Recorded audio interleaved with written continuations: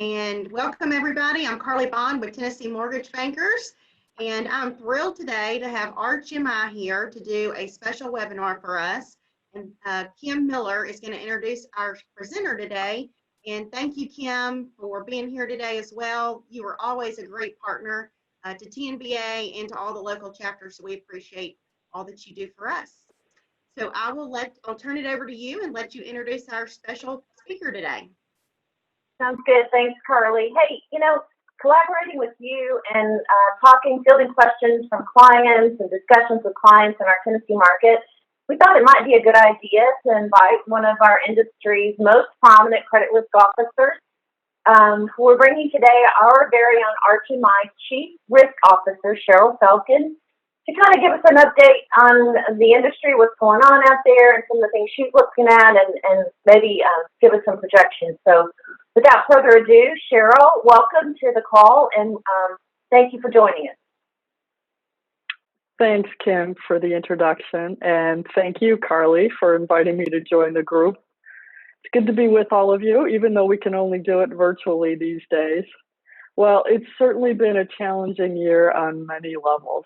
What I want to talk to you about today is how risk management is critical to helping companies realize their strategic objectives. And this is particularly true in challenging times like what we're in now. Then I'll talk about the housing market and some of the macroeconomic factors. And then I'll also give a few specific comments about one of your favorite markets, the housing market in Tennessee. So let's get started. We have a deck that we're going to share with you. We start on page 3. So even the best enterprise risk management program will fail if there's not a strong risk culture. So what is a risk culture? You've probably heard about it before. It's how the company and the employees think about and understand risk, how we organize to make decisions and manage risk, and then how the information gets communicated all across the company. So on the bottom part of the page is one example of what can happen when there isn't a strong risk culture.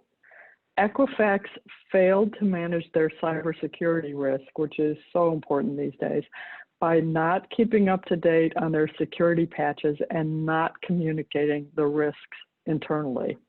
The result was a multi-$100-million fine, and the chairman CEO, Rick Smith, was forced to step down.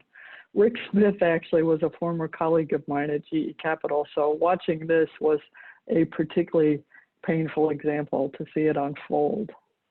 Next page. Industry literature and regulators often talk about how a strong enterprise risk management program has 3 lines of defense. So the first line of defense is the business operating units. So that's sales, underwriting, servicing, but also it includes the support functions like finance and IT. They manage the risk directly, including the design and operation of controls. The second line of defense is risk management. They monitor the design and operation of the controls, and they also provide analytics and tools to guide business decision making. The third line of defense is internal audit. They're responsible for independent assurance over risk management. So it's really, what I say at the bottom there, it's really a model of shared accountability, or as I like to say as often as I can, we are all in risk management. I even had that last part printed on mugs that I distributed throughout the company, so it makes me very happy when I walk into somebody's office and I see that mug there. The next page. Enterprise risk management programs, of course, should be designed appropriately for the size and complexity of your organization, but they should, at the very least, contain the program elements I'm going to talk about in the next couple pages. So top of the page here, portfolio risk management reports, which capture the credit characteristics and also the performance of the portfolio.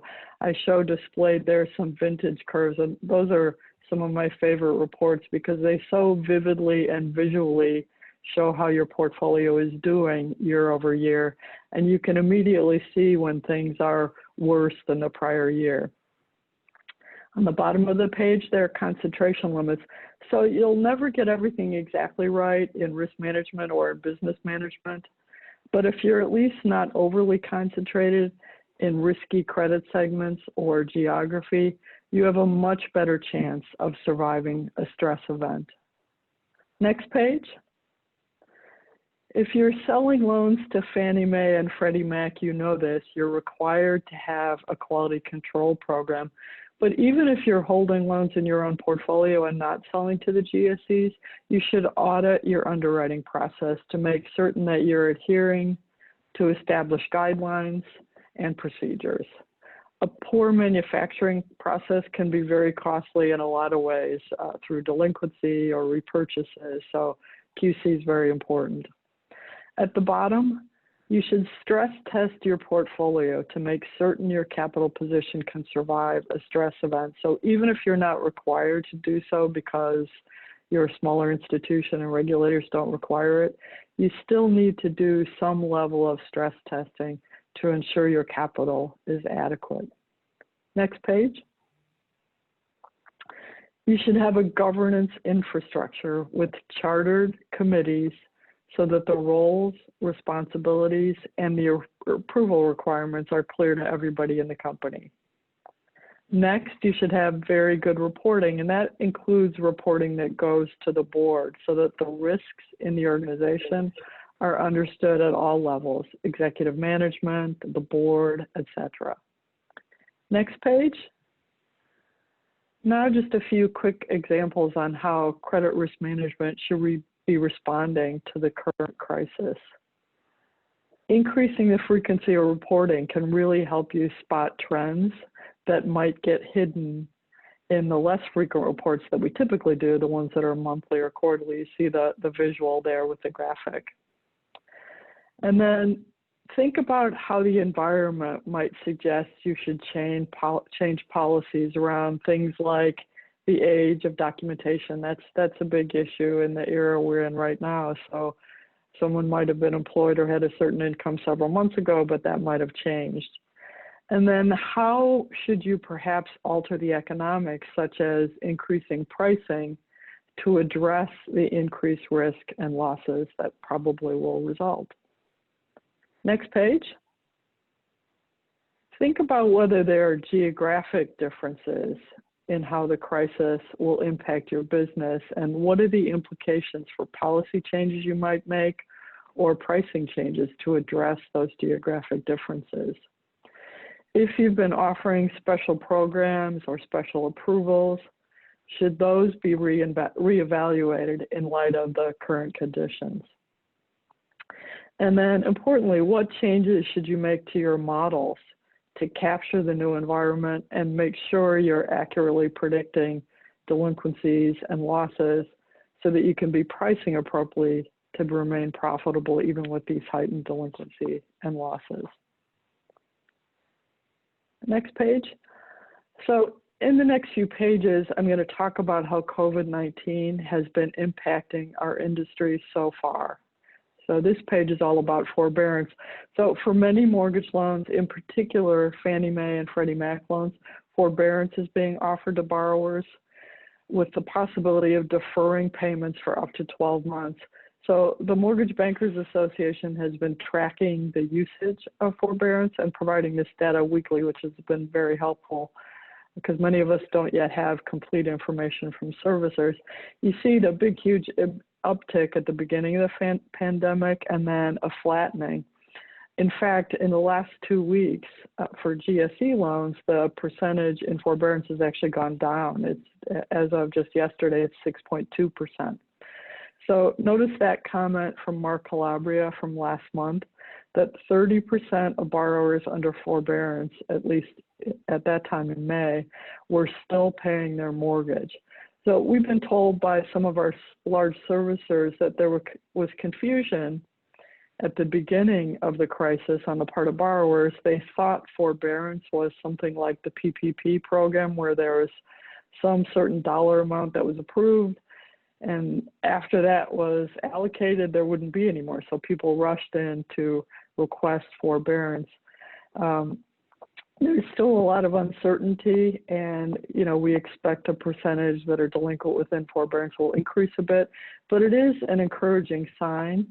And I think it is true that not all loans in forbearance really will result in extended delinquency and loss. Next page. So not surprisingly, there's a big difference by geography in the delinquency numbers. So these are numbers from May, so they'll certainly go up. But you see the MSAs with significant reliance on tourism, or those that were COVID-19 epicenters, having much higher delinquency rates. So many of the Midwestern cities have had a less severe impact, and you see that red circle there. I highlighted Knoxville, Tennessee, which was sort of on the lower end of this range at 1.8%. Next page. One very positive thing is that the vast majority of loans, even those that started out as high LTV loans at origination, have significant equity currently due to house price appreciation and amortization. And this gives much more flexibility for borrowers and for lenders in the event of stress, and it lowers the likelihood of eventual loss. Next page. Big topic these days, prepay speeds. This is something that you all are living with every day. GSE prepayment speeds, and here we're focusing on the single month mortality, jumped 87% in the past 2 months, which is the highest level since 2012. And remember, that was the peak for HARP origination, so a whole lot of refi going on back then. So we keep thinking interest rates can't go any lower, and they won't, and then they do. Next page. Interestingly, purchase volume has rebounded quite quickly following the April and March shutdowns. So you see the big drop off when COVID-19 first hit, with government offices closing, places you have to go to record mortgages, and then sellers also not being too keen to have borrowers in their homes, buyers rather, and buyers also not wanting necessarily to go to open houses and tour houses. This graph shows the year-over-year change. So you see it actually has rebounded in the more recent time period. Next page. The Mortgage Bankers Association has a really useful index that's been around for a while now called the Mortgage Credit Availability Index, the MCAI. It's an indication of the tightness or looseness of credit guidelines. It's compiled from a combination of lender surveys and then also using all regs, so it's quite comprehensive. And you see the very loose guidelines of very high numbers there leading up to the Great Recession, followed by significant tightening in response to the crisis. Then there were years of gentle easing with some meaningful tightening right away with the onset of this crisis. So this happened really because the GSEs made some changes to their automated underwriting systems, particularly to reduce risk, layered risk. And then also mortgage lenders have been taking action to reduce lending in the riskier segments, some of the higher LTV and lower FICO business.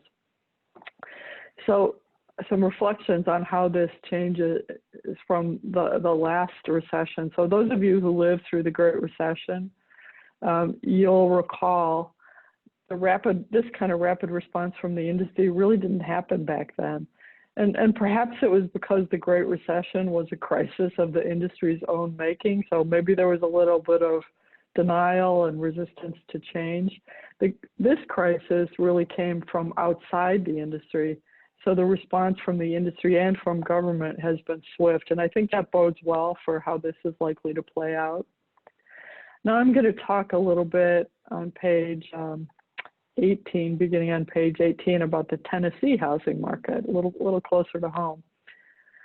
Home sales are down, as you might expect, as a result of the lockdowns, but there are signs of rebounding. So sales are relatively strong given the situation, but there's still a lot of uncertainty about what the future will hold.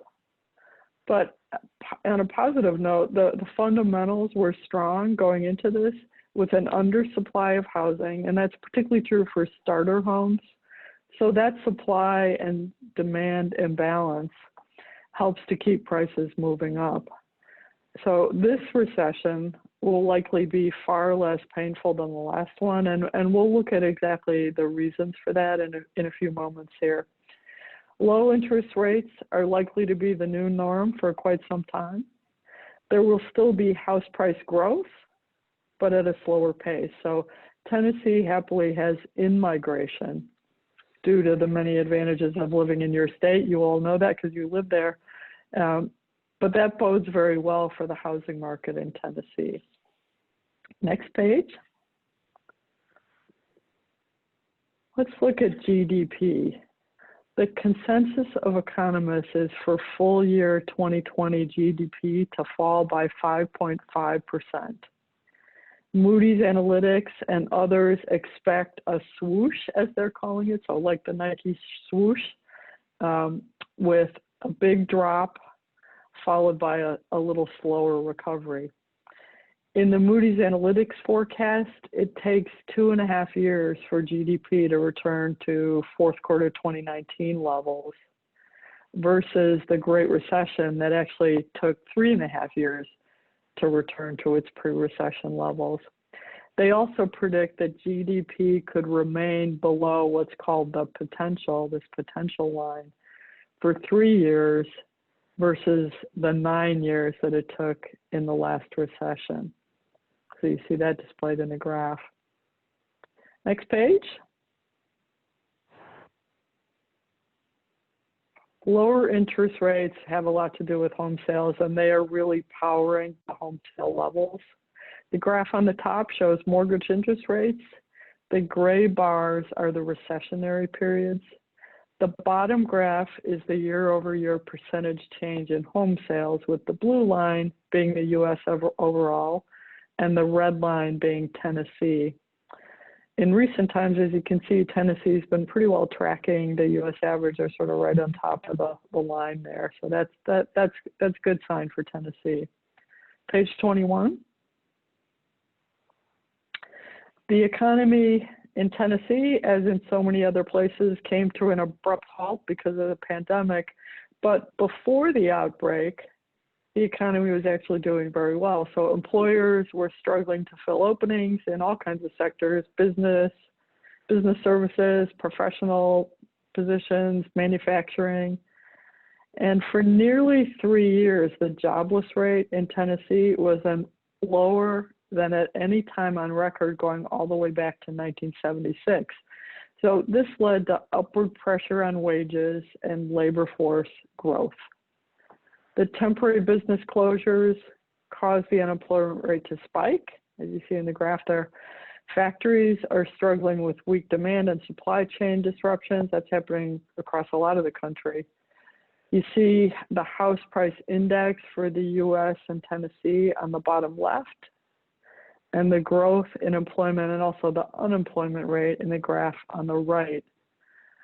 So on a positive note, longer term, the favorable business climate and low taxes in Tennessee give it an edge over many of the other parts in the U.S. Next page. Here I'm showing new listings for the last 3 years in Nashville, Knoxville, and Memphis. And you see that Memphis is coming back a little slower than the other areas, but it is still going up, you know, which is what you expect. Seasonality, you know, a little less than when we weren't in the crisis, but nonetheless coming up. Next page. So now I'm going to talk more broadly about housing fundamentals going into the crisis and what that means for how the market will likely respond to the crisis. So this shows overvaluation. So Tennessee home prices to Arch look fairly valued, so just slightly overvalued, you see on the graph. But according to CoreLogic, whose results we also track, they think it's 25% overvalued, and Moody's Analytics thinks it's even more overvalued than that.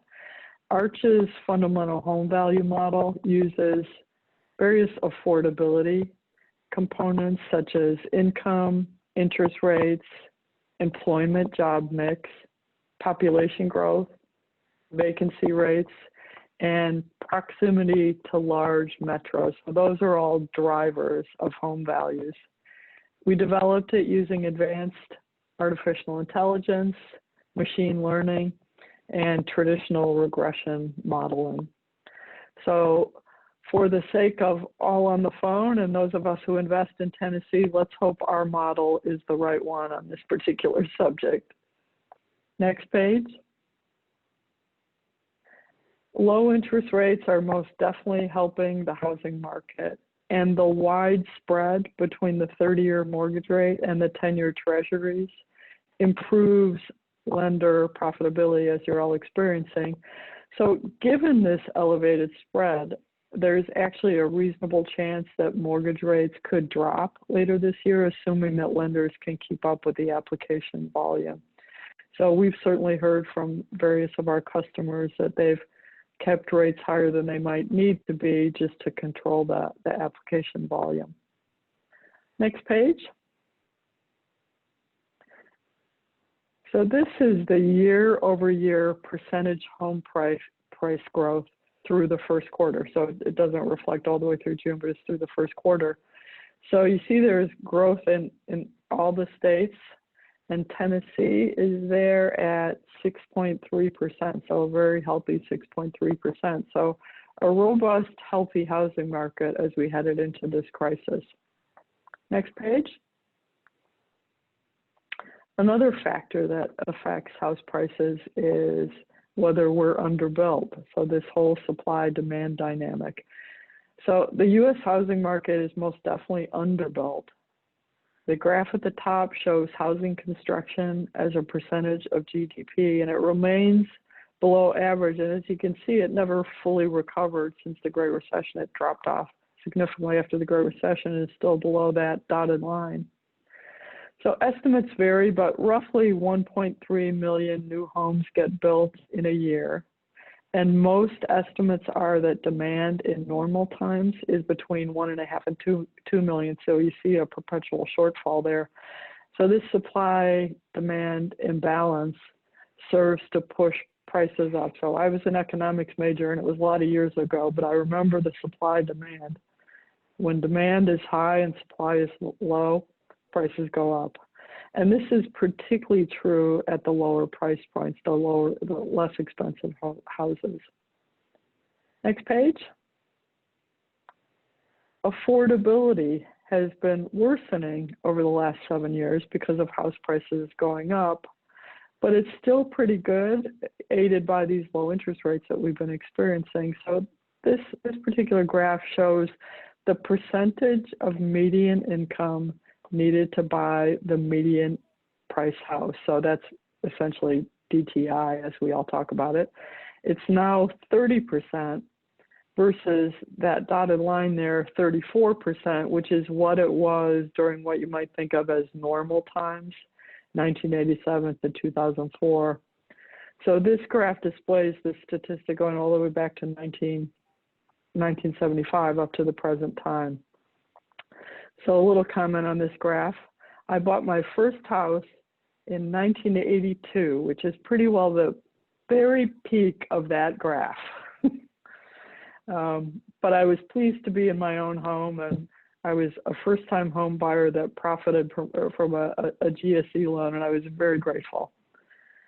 You see the strain on affordability, again, that line going up before the Great Recession. So that was, you know, whenever affordability is challenged like that, you know, it's sort of a sign that there's a bubble that could potentially burst.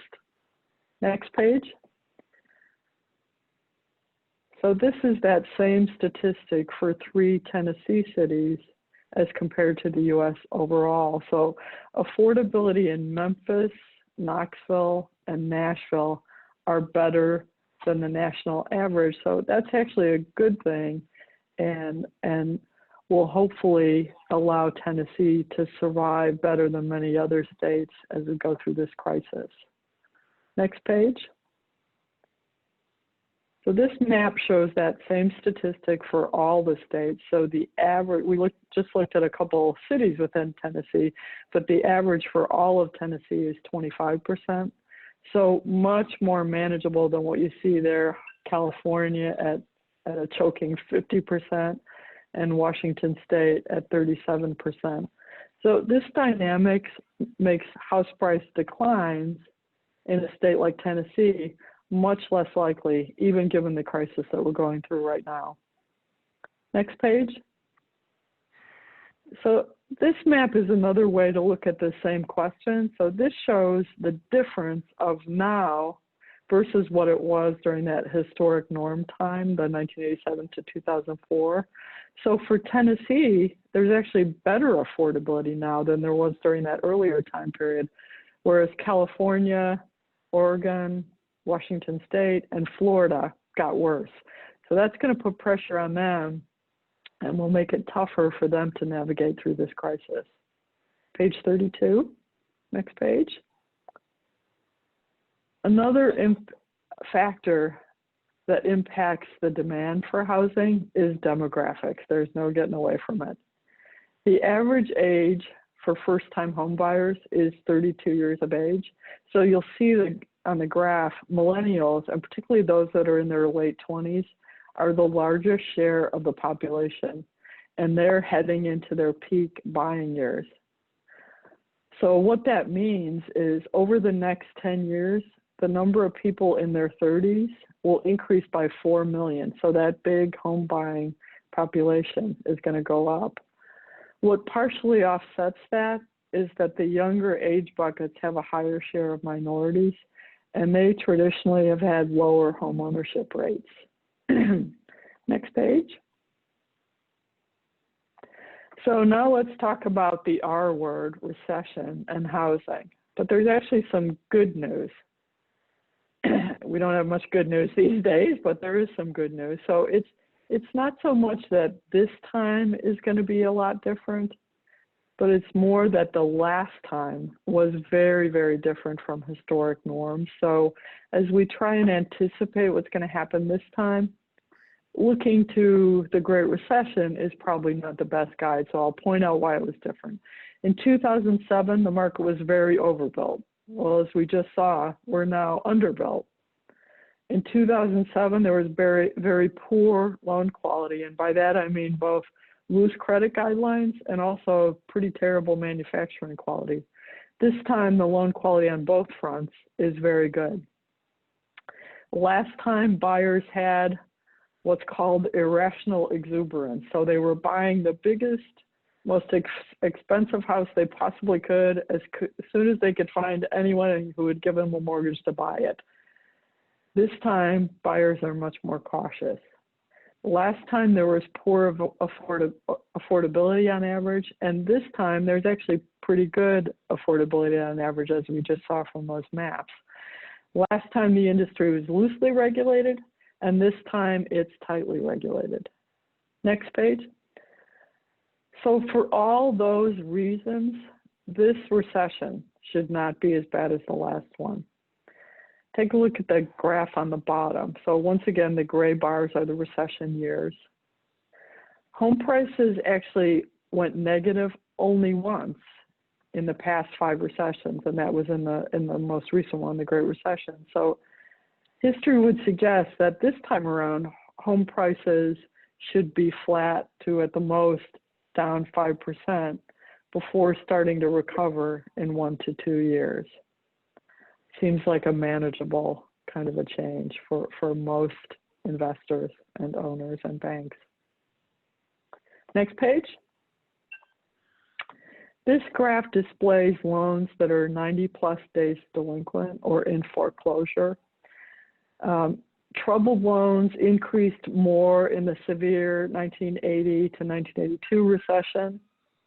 I wasn't one of them. I bought my first house and I hung in there.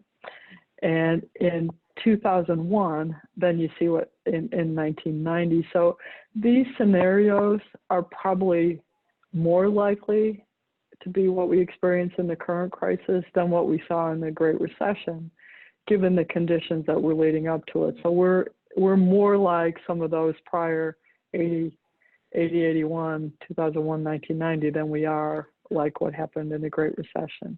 Next page. This page is a little bit dated, but I think it makes an important point, so very dramatic with these different graphs. So it shows the incredible improvement in underlying credit characteristics. So low doc, neg am, balloon, investor loans, high LTV, high DTI, and low credit scores. And then also what you would expect the average delinquent 180-day delinquent rate to be. Next page. Let's talk about some forecasts. So this forecast actually got updated reasonably recently on June 17th, so it's pretty current. 2020 purchase volume is expected to be down relative to last year, but the really large refi volume will make total volume actually larger than last year, even though we're in the midst of this crisis. And then for the next couple of years, 2021, 2022, you see increases in purchase volume and then some declines in refi, so a little bit of a shrinkage in the overall volume for the industry. Next page. Some summary comments, some takeaways. So the current market has a lot fewer listings, a lot less supply, but strong purchase apps. Home prices should hold up as long as interest rates remain low, and certainly Fed Chairman Powell, I think he's testifying before Congress again today, but he certainly signaled that he's going to do everything it takes to support the economy and the housing industry. Widespread deep house price declines are not likely, since we have conditions that are pretty well the opposite of what we saw in 2006, 2007 that led us into the Great Recession. So even though there's a lot of uncertainty, I'm cautiously optimistic about how we're going to navigate through this. So that's the end of my formal slides. I wanted to leave some time for questions. And I think, Carly, you got a few questions in advance, I believe. I do.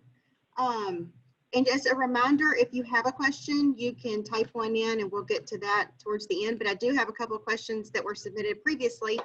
And I think we'll just start it out on a lighter note, Cheryl, something a little more personal. Although I will say thank you. You did a fantastic job in your presentation. I really learned a lot, and I appreciate some of the positive aspects, because you're right, we don't hear a whole lot of positive things these days, so we needed a little positivity today. So tell us, how do you relieve stress, and what do you do when you're not working for fun? Yeah, that's a great question, and it's really important. There have been lots of articles written about how the mental health of Americans is suffering with this, what we're going through, both from the, coronavirus, but then also some of the protests for racial inequality.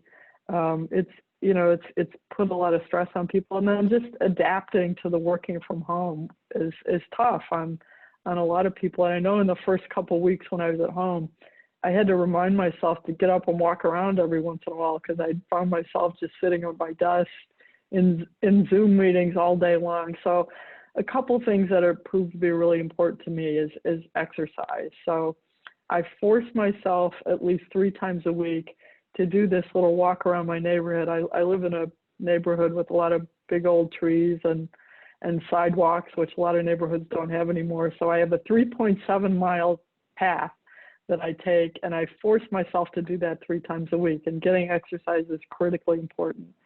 And I also am an avid reader, so I love reading. And now, since I can't go anywhere and can't do the things I usually do, I have lots of extra time to read good books. So I've latched on to, some friends I know who like to read books as well. So we've traded book titles, and that's keeping me busy as well. So thanks for asking. I encourage everybody to make certain they spend time for themselves and try and have a healthy balance with exercise and getting enough sleep and spending time with family.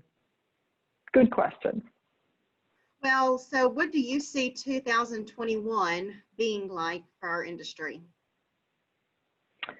Yeah, well, we touched on a lot of that already in the slides, but just to recap a bit, you know, there's so much uncertainty still. You know, we will recover, but the pace of recovery, you know, is very much dependent on coronavirus and how quickly a vaccine or a cure is developed.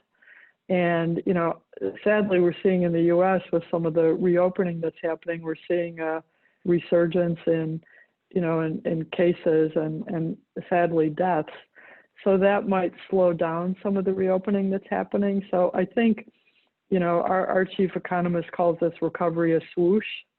So we'll see, you know, people were talking about a V, which would mean, you know, the quick decline that we saw in a very rapid recovery. I think most people think a V is pretty close to impossible. That's why I think the swoosh is you know, or prolonged U is more likely. But because of the strong fundamentals heading into it, even though our economy is going to be slow to recover, I don't foresee the incredible drop in house prices. So most economists are predicting either flat to maybe the most extreme case down 5%. So that's dramatically less than what we saw in the Great Recession. And house price declines are probably one of the most important variables to losses that mortgage lenders experience. So, you know, slow and steady, low interest rates, a slow recovery, but I think manageable losses for most parties. So what are your forbearance projections for the next 90 and 180 days? Yeah, so we don't service any of the loans for which we provide mortgage insurance. You know, the mortgage originators or other servicers do that, and we're simply informed of the results of servicing activities. So we get notified when loans are 60 days past due, and we're also getting notified about which loans are in forbearance. So, you know, we're sort of a downstream, you know, recipient of some of the forbearance activity. But I think, you know, forbearance was an important quick step that the GSEs took, and I see it, you know, being used beyond GSE loans as well. So what it's doing is allowing borrowers to defer payments for up to 12 months. So that pushes it out to, you know, next March or after potentially. So presumably a lot of those borrowers that might have had their employment disrupted are reemployed either at the job they left or at some other job. So it gives the borrowers time to get their feet back on the ground to, you know, begin paying their mortgage again. The typical restructure will likely be tacking the payments that weren't made onto the end of the mortgage. So presumably if a borrower gets back to making something close to the income they had before, they could just step back in and keep making those same payments. If for some reason their income is less, you know, it's never in the best interest of a mortgage holder, the owner of a note, a mortgage, to foreclose as the first action. A restructure of some sort, a modification, is better for all parties. It's better for the lender. It's better for you know, a security holder. It's certainly better for the borrower, the homeowner. So, you know, if just tacking the payments onto the end is still not something that the borrower can manage, you know, I expect we'll see some of the restructures like we saw last time. So stretching out the loan to a longer term. Mortgage interest rates are already pretty low, but that's another option to lower the rates even still further. But happily, because house prices, I don't expect them to decline as dramatically as they did last time. You know, there is the alternative of selling the house and potentially paying off the mortgage. So I lived through the Great Recession, as many of you did, and back at the peak of the Great Recession, there were estimates of as much as 25% of homeowners being underwater on their mortgage, meaning, you know, selling the house and paying off your mortgage wasn't even possible for them. That's not going to be the case for very many people this time around. So we've got a lot of options for keeping people in houses and paying their mortgages. We had a question come in that says, do you have any statistics or projection of the likely percentage of loans in non-paying forbearance that may end up in foreclosure? Yeah, I don't have any exact statistics right now. So as we've done a lot of this analysis, as you might expect, as we've been setting our reserves and you know, looking at our stress tests and such. So we've actually looked for some indications of the experience in hurricanes.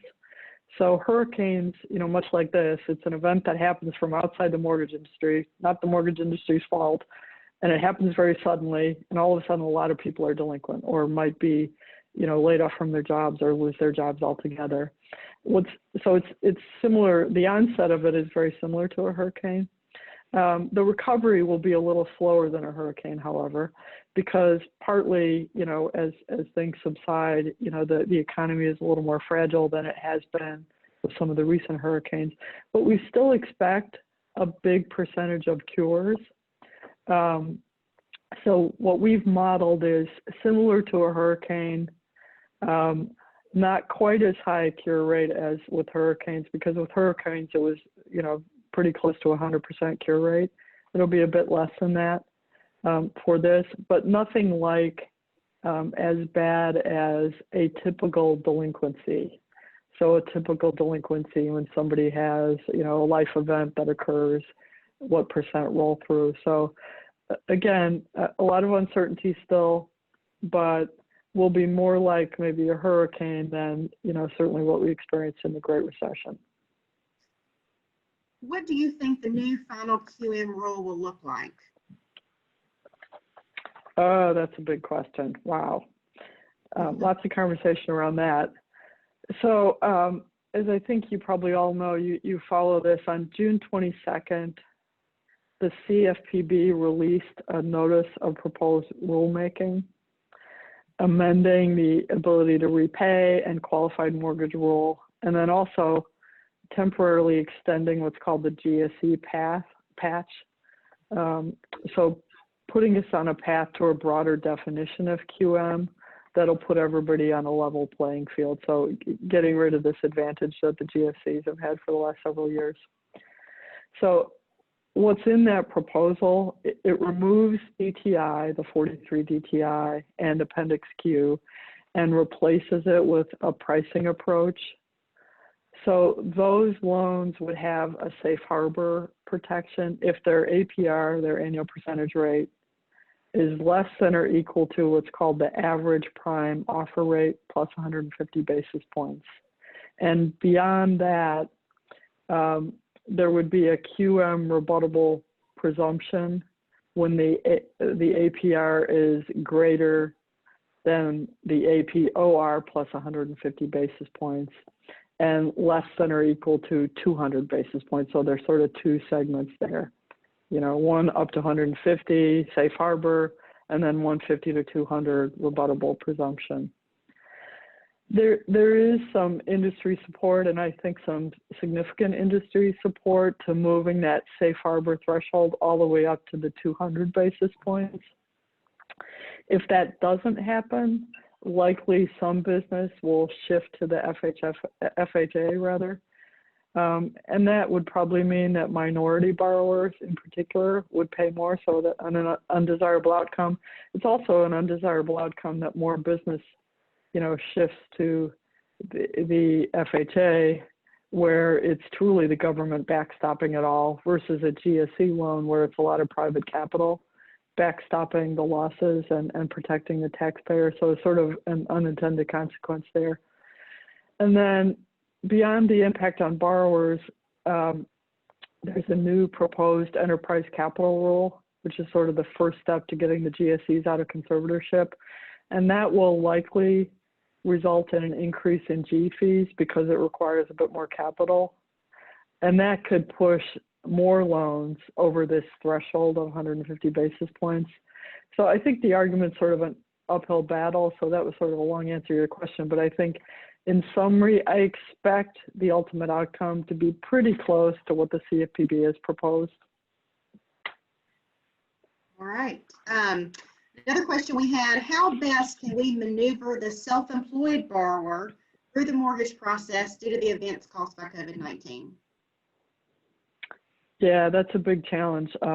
Self-employed borrowers have been particularly hard hit during this crisis, and we're seeing that in our delinquency numbers. The delinquency numbers for self-employed borrowers is much higher than other types of employees. So my guidance on this is, as with all loans, but particularly here, documentation is critically important. So the more a borrower can provide upfront, the better. And many of the questions and issues that are going to come up can really get answered in the usual documentation that a borrower submits. But particularly if there's any loss of income or change of income, especially for those kind of industries that are deeply affected by COVID-19, like bars and restaurant owners, or there's a reduction in income, it needs to be clearly explained. So if the business has taken a hit, but it's back, it needs to be clearly communicated, you know, how it's returned, how is it performing, etc. And then if there have been any big increases or decreases in income year over year, that needs to definitely be explained. And then it'd be good to remind borrowers that gross revenues aren't the same thing as taxable income. So when they're asked, how much do you make each month, make sure they understand that difference. And then one final point, if they're already doing this, it's probably too late, but don't mix up your personal and business funds. It just makes telling the story and unwinding it that much more challenging. Such good points, Cheryl, that we see every day. That's great. Yeah, I can imagine. Well, I think you have answered all the questions that we had that came in. I think a couple of them were redundant, and you presented in your presentation. But again, I just want to tell you thank you so much for being with us today. Kim, thank you so much for putting this together. We appreciate Arch and all that you do for us in TNBA. And I hope that everyone has a great rest of the day, and we'll start a new month tomorrow. Great. Thank you so much. It was great being with you. I wish you all well as we navigate through the crisis. Thanks. Have a great day. Thank you, Cheryl. Thanks, everybody.